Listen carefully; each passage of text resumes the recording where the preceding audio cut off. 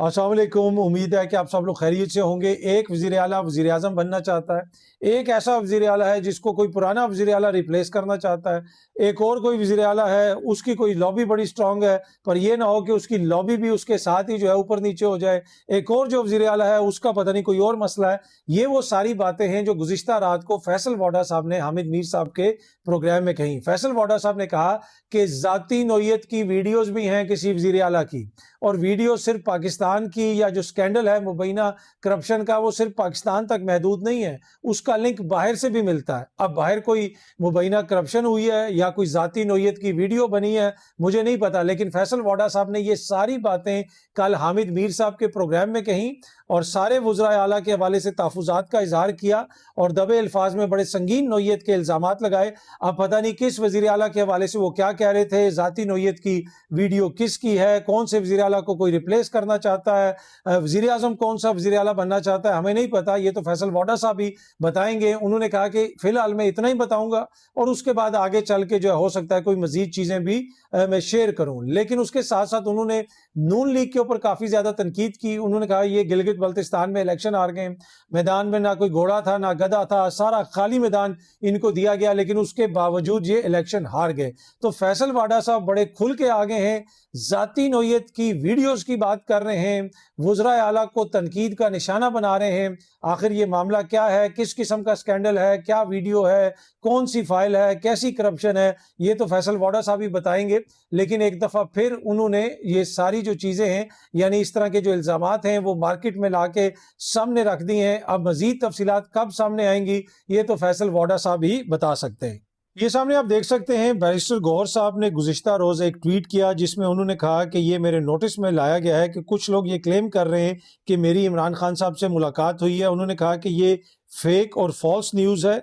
उन्होंने कहा कि आखिरी मीटिंग जो मेरी इमरान खान साहब से हुई थी वो 16 अक्टूबर 2025 को हुई थी। उसके बाद से मैं बार बार रिक्वेस्ट करता रहा हूँ लेकिन मेरी कोई मीटिंग नहीं हुई। उन्होंने ये कहा कि I have been requesting all never to make such statement without verification from us. उन्होंने ये भी कहा कि भाई मैं लोगों से ये भी रिक्वेस्ट करता रहा हूँ कि आप मेरी इजाज़त के बगैर, मुझसे पूछे बगैर इस किस्म के क्लेम ना किया करें, लेकिन ये क्लेम किया गया है। पिछले दिनों आपको याद होगा कि खबर आई कि खान साहब को रात को जेल से निकाला गया। मैंने उसी वक्त आपको बताया था कि जो अगले दिन जो व्लॉग बनाया था उसमें बताया था कि मेरी जो खबर है उसके मुताबिक खान साहब को कहीं नहीं निकाला गया और उनको निकाला जाएगा 20 और 30 जून के दरमियान, क्योंकि उस वक्त मुझे किसी जराये से पता चला था कि खान साहब की आंख में अभी भी मसला है और उनको टीका लगाने के लिए 20 से 30 जून के दरमियान निकाला जाएगा। और मैंने अपने व्लॉग में उस चीज़ का जिक्र भी किया था, रीज़न नहीं बताया था, जिक्र किया था, लेकिन हुकूमत ने 15 तारीख को ही 5 दिन पहले ही खान साहब को निकाल के उनकी आंख में टीका लगवा दिया। लेकिन ये शो करता है कि मामला काफ़ी गड़बड़ है और उनकी आंख का जो मसला है वो हल नहीं हो पा रहा। दूसरी जानिब जो उनकी मुलाकातों की खबरें आ रही थी कि खान साहब को जेल से निकाला गया है और किसी से उनकी मुलाकात हुई है, मैंने उस वक्त भी कहा था कि मेरे जो जराए हैं उनके मुताबिक ऐसी कोई मुलाकात नहीं हुई। अब बैरिस्टर गौहर साहब भी ये दावा कर रहे हैं, उन्होंने भी ये ट्वीट की है कि उनकी कम अज़ कम खान साहब से कोई ऐसी मुलाकात नहीं हुई। अच्छा जी, आज अडयाला जेल में खान साहब से मुलाकात का दिन है। ये सामने आप देख सकते हैं, लिस्ट भी आ गई है, ये वकला पहुंच रहे हैं, इसके अलावा पार्टी की क़यादत भी पहुंच रही है।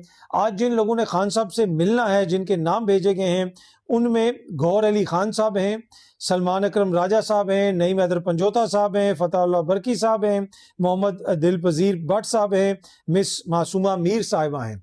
तो ये बड़ी तगड़ी लिस्ट भेजी गई है और कोशिश आज होगी कि खान साहब से मुलाकात हो, लेकिन मुझे नहीं लगता कि मुलाकात हो सकेगी। दूसरी जानिब अलीमा खान साहिबा ने तमाम पार्टी को कहा हुआ है कि आप लोग आएँ। हम लोगों ने 3 बजे से लेके आज 7 बजे तक अडयाला जेल के बाहर एहतजाज करना है, 10,000 बंदा इकट्ठा करना है। 10,000 बंदा अगर हमने इकट्ठा किया तो हुकूमत पे दबाव पड़ेगा और उसी दबाव के नतीजे में हो सकता है कि खान साहब को या तो हॉस्पिटल शिफ्ट किया जाए या उनका इलाज बेहतर तरीके से करवाया जाए, फैमिली को एक्सेस दिया जाए, डॉक्टर्स को एक्सेस दिया जाए। तो बार बार उनकी फैमिली एक ही मुतालबा कर रही है कि भाई हमारी मुलाकात इमरान खान साहब से करवाई जाए, उनको एक्सेस दिया जाए उनके ज़ाती डॉक्टर्स तक। ये कोई इतना बड़ा मुतालबा नहीं है। माजी में जो भी क़यादत जेलों में रही सबको पता है उन्होंने कैसे जेलें काटी, उन्होंने कैसे वहाँ पे मुलाकातें की, किस किस से मुलाकातें की, लेकिन फॉर सम रीज़न खान साहब को ये लग्जरी हासिल नहीं है और खान साहब की फैमिली अब कह रही है कि ऑलमोस्ट 6 महीने हो चुके हैं हमारी इमरान खान साहब से मुलाकात नहीं करवाई जा रही, जिसके ऊपर वो काफ़ी ज़्यादा तशवीश का इजहार भी कर रहे हैं और कह रहे हैं कि जी फ़ौरन खान साहब صاحب سے ملاقات کروائی جائے.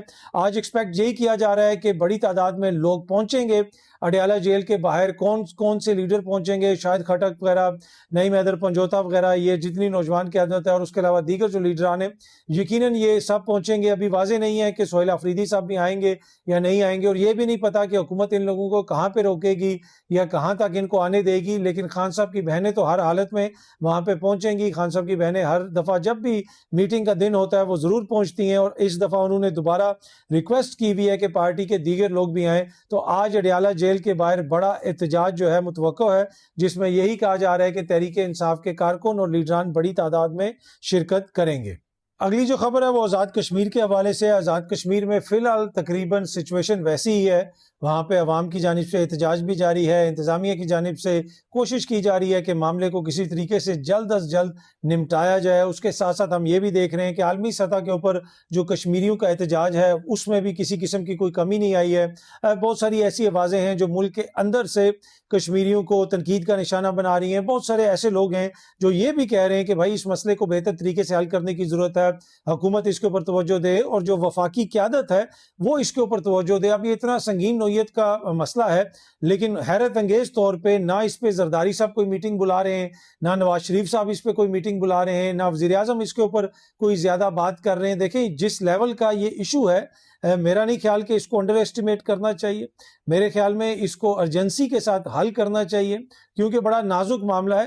اس وقت تو میاں صاحب کو، زرداری صاحب کو، شہباز شریف صاحب کو، بلاول صاحب کو اگر کہیں پہ ساری توجہ اپنی رکھنے کی ضرورت ہے تو وہ کشمیر والے معاملے پہ ہے. لیکن فار سم ریزن ہمیں یہ جو ہماری مین سٹریم بڑی قیادت ہے وہ لگتا ہے ایسے ہے کہ دیگر کاموں میں زیادہ بیزی ہے، اس کے اوپر زیادہ وہ توجہ نہیں دے رہے. دوسری جانب جو مطالبات ہیں وہ ابھی بھی وہیں کے وہیں ہیں کہ وہ جو 12 سیٹیں ہیں مہاجرین کی ان کو ختم کیا جائے، کیونکہ الزام وہی ہے کہ ان سیٹوں کے ذریعے سیاسی انجینئرنگ ہوتی ہے، حکومتوں کو گرایا جاتا ہے، حکومتوں کو تبدیل کیا جاتا ہے. اور یہاں پہ لوگ ہزاروں ووٹ لے کے ایم ایل اے بنتا ہے، وہاں پہ چند سو ووٹ لے کے ایم ایل اے بن جاتا ہے، اور اس کو فنڈز بھی ملتے ہیں، اور وہ جو ہے ساری چیزیں کشمیر کے نام پہ لیتا ہے. لیکن وہ آیا باہر سے ہوتا ہے، آلدو کہ وہ ہے کشمیری، لیکن کیونکہ وہ مہاجرین کوئی پشاور میں رہتے ہیں، کوئی کراچی میں رہتے ہیں. اور یہ مثال میں متعدد بار دے چکا ہوں، دوبارہ بھی دے دیتا ہوں at the cost of reputation, کہ ایم کیو ایم کا بندہ بھی ایم ایل اے بن کے جو ہے کراچی سے چلا گیا تھا کشمیر اسمبلی کے اندر، جو ادھر کی لیجسلیٹو اسمبلی ہے. تو اس وجہ سے کافی زیادہ اس کے اوپر وہاں پہ ایک طرح سے تناؤ ہے، تنقید ہے کہ بھائی ان سیٹوں کو ختم کیا جائے. کیا حکومت ان سیٹوں کو ختم کرنے کے موڈ میں ہے؟ ابھی تک سچویشن کہاں پہ ہے؟ گزشتہ رات میری ایک حکومتی شخصیت سے بات ہوئی جو وفاق میں حکومت کے اندر ہے. ان سے میں نے پوچھا کہ بھائی یہ معاملہ کدھر جا رہا ہے، آپ نے اس کو ڈیل کرنا ہے، اس معاملے کو ختم کرنا ہے. تو وہ اس چیز کے اوپر بالکل واضح تھے کہ یہ جو سیٹیں ہیں ہم نے ختم نہیں کرنی، اور وہ ہم یہ بھی کر دیں گے، معاملہ ایسے بھی ختم ہو جائے گا. لیکن ایٹ دی سیم ٹائم ان کو بھی اس چیز کا ادراک تھا کہ اتنا ریاکشن وہ ایکسپیکٹ نہیں کر رہے تھے جس طرح کا ریاکشن کشمیریوں سے آیا، برطانیہ سے آیا، دیگر جگہوں سے آیا، اور جس طرح کا احتجاج اس وقت کشمیر میں ہو رہا ہے. اور اس میں میں نے ان کو بھی بتایا کہ ایک تو آپ کی جماعت کے جو بہت سارے ہمدرد لوگ ہیں جو سوشل میڈیا پہ آگے پیچھے وہ جیسے کشمیریوں کو ٹارگٹ کر رہے ہیں، وہ بنیادی طور پہ آپ لوگوں کو غصہ دلوا رہے ہیں. لوگ پہلے ہی مشکل میں ہیں یا اپنا ایک مطالبہ رکھ کے بیٹھے ہوئے ہیں، تو ان سے بات کرنے کی ضرورت ہے، ان کو تانے مارنے کی، ان کو غداری کے سرٹیفکیٹ دینے کی، ان کے خلاف گھٹیا زبان استعمال کرنے سے کوئی فائدہ نہیں ہوگا. اس چیز پہ انہوں نے بھی ایگری کیا کہ بات چیت کے ذریعے ہی معاملہ حل ہونا چاہیے. لیکن انہوں نے یہ کہا کہ یہ جو 12 سیٹیں ہیں یہ اس کے اوپر کوئی کسی قسم کا کوئی کمپرومائز نہیں ہوگا. اور میں نے کہا کہ کیوں کمپرومائز نہیں ہوگا؟ ان 12 سیٹوں کو کیوں آپ لوگ رکھنا چاہتے ہیں؟ کیا مسئلہ ہے؟ انہوں نے کہا جی ہم نہیں، جو بھی وفاق کے اندر حکومت ہوگی اس کی خواہش ہوگی کہ یہ 12 سیٹیں رہیں، کیونکہ اگر وفاق میں کوئی سیاسی جماعت مضبوط ہے تو وہ ان 12 سیٹوں کے اوپر انفلوئنس بھی کر سکتے ہیں، ان کے بندے بھی وہاں سے جیت کے آ سکتے ہیں. لیکن انہی حرکتوں کی وجہ سے اور اسی مائنڈ سیٹ کی وجہ سے تو آج ہم یہاں پہ پہنچے ہیں کہ 12 کو تو چھوڑ دیں، باقی جتنے ہیں وہ کتنے معتبر رہ گئے ہیں، ان کے اوپر کتنا لوگ اعتبار کرتے ہیں کہ اسمبلی موجود ہے، وزیر اعظم موجود ہے، لیکن کیا وہ مظفر آباد میں کوئی ایکٹیو رول پلے کر رہے ہیں؟ لاسٹ ٹائم بھی جب احتجاج ہوا تھا سارے اسمبلی ممبران اور وزراء وغیرہ سارے آ کے اسلام آباد میں بیٹھ گئے تھے, کوئی اپنے علاقوں میں بہت کم ہی لوگ تھے جو غالباً شاید گئے ہوں. تو اس مسئلے کو حل کرنے کی ضرورت ہے, اور جب تک یہ مسئلہ حل نہیں ہوگا یہ احتجاج وغیرہ تو ایسے جاری رہے گا. اور میں ہر ولاگ کے اندر کہتا ہوں کہ جو کشمیریوں کے خلاف گھٹیا زبان استعمال کر رہے ہیں, ان پہ بیہودہ الزامات لگا رہے ہیں, ان کو تھوڑا سا خیال کرنا چاہیے کہ بھائی بیانیاں بنانے کے لیے اور بھی بہت ساری چیزیں ہوتی ہیں. یہ جو آپ کر رہے ہیں یہ کوئی مناسب حرکت نہیں ہے. آپ جلتی پہ تیل پھینکنے کا کام کر رہے ہیں. نہ آپ وفاق کے ساتھ کوئی ہمدردی کر رہے ہیں, نہ آپ کشمیریوں کے ساتھ کوئی ہمدردی کر رہے ہیں, نہ آپ پاکستان کے ساتھ دوستی نبھا رہے ہیں. یہ مشکل وقت ہے, اور اس وقت میں اس مسئلے کو سیاسی طور پہ حل کرنے کی ضرورت ہے, اور مسئلے کے اوپر پانی پھینکنے کی ضرورت ہے, تیل نہیں. جو کشمیر میں پروٹیسٹ ہے یہ بڑا وائڈ سپریڈ ہے, اور اس کا ادراک حکومتی شخصیات کو بھی ہے. میں موجودہ حکومت کی بات نہیں کر رہا, فیصل راٹھور صاحب کی حکومت کی بات نہیں کر رہا. اس سے پہلے کچھ ماہ پہلے ایک جگہ پہ صحافیوں کے ساتھ ایک بڑی امپورٹنٹ شخصیت کی میٹنگ ہوئی جس کا تعلق آزاد کشمیر سے تھا, اور وہاں پہ کچھ اور صحافی بھی بیٹھے ہوئے تھے, میں بھی بیٹھا ہوا تھا. یہ پرائیویٹ میٹنگ تھی, انفارمیشن کے لیے, گپ شپ کے لیے وہ میٹنگ تھی. وہاں پہ سارے بیٹھے بات چیت کر رہے تھے, تو میں ان کے تقریباً سامنے ہی بیٹھا ہوا تھا اس شخصیت کے. تو ان سے جب بات ہوئی تو انہوں نے کہا کہ بھائی اس وقت سچویشن تو ایسی ہے کہ اگر عوام بفر گئی تو واپس اپنے علاقے میں جا کے پاسپورٹ اٹھانے کا ٹائم بھی نہیں ملے گا.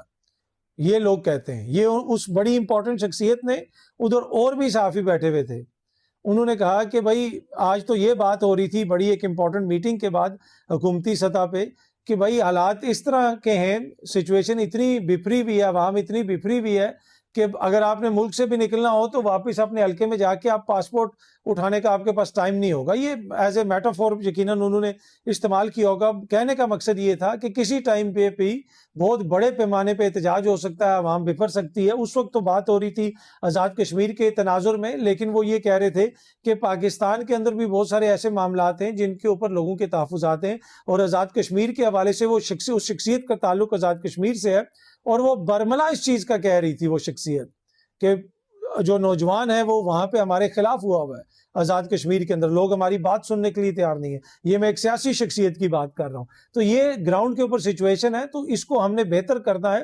یہ ہمارے نوجوان ہیں, ہمارے کشمیری ہیں, ہمارا ملک ہے, ہمارا کشمیر ہے, ہمارا پاکستان ہے. ہم اس کو بہتر نہیں کریں گے, ہم اس مسئلے کا حل نہیں نکالیں گے تو دشمنوں نے تو نہیں نکالنا, انہوں نے تو فائدہ اٹھانا ہے, انہوں نے تو ٹھٹھے لینے, انہوں نے تو آپ کو نقصان پہنچانا ہے. لیکن ہم نے سمجھداری کا مظاہرہ کرنا ہے اور اس مسئلے کو حل کرنا ہے. اچھا جی, امریکہ اور ایران کے درمیان جو معاہدہ ہے اس کے حوالے سے بتایا جا رہا ہے کہ ڈیجیٹل اس کے اوپر سگنیچر ہو گئے ہیں. اب آگے چل کے فائنل سگنیچر ہونے سوئٹزرلینڈ میں جمعے کے روز, اور یقیناً یہ بڑی ایک امپورٹنٹ پیش رفت ہے. اور اس میں جو پاکستان کا کردار ہے وہ کسی سے ڈھکا چھپا نہیں, اس کی تعریف بنتی ہے. یقیناً پاکستان نے ایک اچھا اور امپورٹنٹ کردار ادا کیا ہے. اب اگلا جو اصل ٹاسک ہے کہ اس ساری ایکسرسائز کے نتیجے میں پاکستان کیا حاصل کر سکے گا جس سے پاکستان کی عوام کو ریلیف ملے گا. کیا یہ ساری ایکسرسائز حکومت نے عالمی سطح کے اوپر صرف اپنے آپ کو مضبوط کرنے کے لیے کی ہے, یا اس کے بعد اگلا سٹیپ یہ ہوگا کہ ہم ایران سے سستا تیل لیں گے, سستی گیس لیں گے, بہت سارے معاملات میں ہمیں ریلیف ملے گا, بہت ساری چیزیں ملیں گی جس کا فائدہ عام عوام کو ہوگا. پٹرول کی قیمت سستی ہو چکی ہے عالمی مارکیٹ میں, امید یہی ہے کہ بہت جلدی حکومت پاکستان کے اندر بھی پٹرول کی قیمت کم کرے گی, کیونکہ جب پٹرول کی قیمتیں اوپر گئی تھیں تو سب سے پہلے پاکستان نے غالباً پٹرول کی قیمتوں میں اضافہ کیا تھا. اب ہم امید کر رہے ہیں کہ بھائی سب سے پہلے نہیں تو کم از کم تیسرے چوتھے پانچویں نمبر پہ وہ بھی پٹرول کی قیمت میں کمی کر دیں, اس لیے کہ عالمی سطح کے اوپر جو پٹرول کی قیمت تھی جتنی پہلے اوپر تھی اس سے اب کافی نیچے آئی ہے. تو لیٹس ہوپ کہ اس کا ریلیف پاکستان کی عوام کو ملے گا. اور اس کے بعد جب یہ سارا معاہدہ وغیرہ ہو جائے گا جس میں پاکستان کا بڑا امپورٹنٹ کردار ہے, اور جس طرح میں نے آپ کو کہا کہ اس میں جو پاکستان نے کلیدی کردار ادا کیا اس کی تعریف بنتی ہے, لیکن اس کے بعد پھر پاکستان کی عوام کو اس میں سے کیا ملے گا وہ بھی امپورٹنٹ کوسچن ہے. کیونکہ اینڈ آف دا ڈے حکومت نے صرف اپنی تعریفوں کے لیے تو کوئی کام نہیں کیا نا. دنیا بھر میں جو حکومتیں ہیں وہ اپنی تعریفوں کے لیے کام نہیں کرتی, وہ اپنی عوام کی فلاح و بہبود کے لیے کام کرتی ہیں, اپنی عوام کی بیٹرمنٹ کے لیے کام کرتی ہیں, ان کو سہولیات دینے کے لیے کام کرتی ہیں, ان کے لیے ڈیلیور کرنے کے لیے کام کرتی ہیں. تو اصل ریوارڈ تو یہ ہوگا نا کہ جب پاکستان کی عوام کو اس کا کوئی فائدہ ہوگا. اب دیکھتے ہیں کہ کب جا کے وہ معاملہ آگے بڑھتا ہے اور پاکستان کی عوام کو اس طرح اس کا مٹیریل فائدہ یعنی سستے پٹرول, سستے تیل, سستے گیس کی شکل میں ملتا ہے. یہ سامنے آپ دیکھ سکتے ہیں، سما نیوز بھی رپورٹ کر رہا ہے کہ ایران امریکہ امن معاہدہ، وزیر دفاع نے پاکستان کے لیے نوبل امن انعام کا مطالبہ کر دیا۔ اچھا، میرے خیال میں ٹرمپ کے بعد خواجہ آصف صاحب شاید دوسری شخصیت ہیں جنہوں نے اپنے لیے یعنی اپنی حکومت کے لیے نوبل پیس پرائز کا مطالبہ کر دیا۔ ٹرمپ خود کہتے ہیں جی مجھے ملنا چاہیے۔ ہوتا اس طرح ہے کہ دنیا بھر میں دوسرے لوگ کہتے ہیں کہ بھائی ان کو ملنا چاہیے، یہاں پہ خواجہ صاحب نے بھی کہہ دیا جی ہمیں ملنا چاہیے۔ یہ تو فیصلہ پھر دنیا نے کرنا ہے نا کہ ہمیں ملے گا یا نہیں ملے گا۔ جس طرح ٹرمپ کہتا ہے جی ہمیں دیں، اب اگر ہم بھی کہنا شروع ہو جائیں ہمیں دیں، آپ ہمیں کچھ بھی نہ دیں بھائی، لیکن جو پاکستان نے کردار ادا کیا وہ تو سب کے سامنے ہے۔ انڈیا نے ایک سٹیٹمنٹ جاری کی، اس میں پاکستان کا کوئی ذکر نہیں تھا، تو بھائی وہ تکلیف تو انڈیا کو ہوگی، لیکن مسئلہ یہ ہے کہ انڈیا تو اس میں بالکل irrelevant ہو گیا ہے، اور پاکستان کا جو کردار ہے وہ بڑا امپورٹنٹ ہے۔ باقی اپنے منہ سے خود انعام مانگنا کوئی اچھا نہیں لگتا، وہ اگر بنتا ہے اور یقیناً پاکستان کا بڑا امپورٹنٹ کردار ہے تو پھر وہ دنیا نے دیکھنا ہے۔ اور جس طرح میں نے پہلے بھی کہا کہ وہ ٹرمپ بھی بار بار اپنے لیے نوبل پیس پرائز مانگتا ہے، اور اب خواجہ صاحب نے کہا جی کہ پاکستان کو بھی ملنا چاہیے۔ تو دیکھتے ہیں جناب کہ کیا اس حوالے سے صورتحال بنتی ہے اور مزید کیا پیش رفت ہوتی ہے۔ لیکن یہ خبر بھی آ رہی ہے کہ یہ جو معاہدہ ہو رہا ہے، اسرائیل کی بھی اس کو بڑی تکلیف ہے، اور اسرائیل کا ایک بڑا اتحادی انڈیا بھی ہے، اور اس کو کتنی خوشی ہوگی یا نہیں ہوگی۔ ہو سکتا ہے کہ انڈیا اس حوالے سے obviously اس کے جہاز وغیرہ آتے ہیں وہاں پہ، اور وہ ایران سے سستا تیل بھی لے رہا ہے۔ دیکھیں انڈیا although کہ اس سارے عمل سے باہر ہے، لیکن انہوں نے سب سے پہلے جو سستا تیل ایران سے لیا گیا، جب کچھ وہاں سے ٹینکر وغیرہ نکلے تو انڈیا نے بھی اس میں سے وہ اپرچونٹی اویل کی۔ تو جس میں نے پہلے کہا کہ ہمارا تو ویسے ہی بڑا امپورٹنٹ کردار ہے، پوری دنیا مانتی ہے، تو اب اس کردار کو دنیا کے سامنے رکھ کے ہمیں ان چیزوں کا مطالبہ کرنا چاہیے کہ بھائی یا تو یہاں پہ اتنی انویسٹمنٹ بھی کی جائے، یا پھر پاکستان کو سستا تیل لینے دیا جائے اور سستی گیس لینے دی جائے ایران سے۔ یہ تو ایک چھوٹا سا مطالبہ ہے، اس کے اوپر تو مجھے نہیں لگتا کہ امریکہ انکار کر سکتا ہے آفٹر پاکستان کی اتنی بڑی ایفرٹ کے بعد۔ لیکن اب یہ ڈیپینڈ کرتا ہے کہ ہماری حکومت کیسے ڈپلومیٹکلی اس چیز کو اچیو کرتی ہے۔ بہت جلدی آپ سب دوستوں سے دوبارہ ملاقات ہوگی۔ Thank you very much.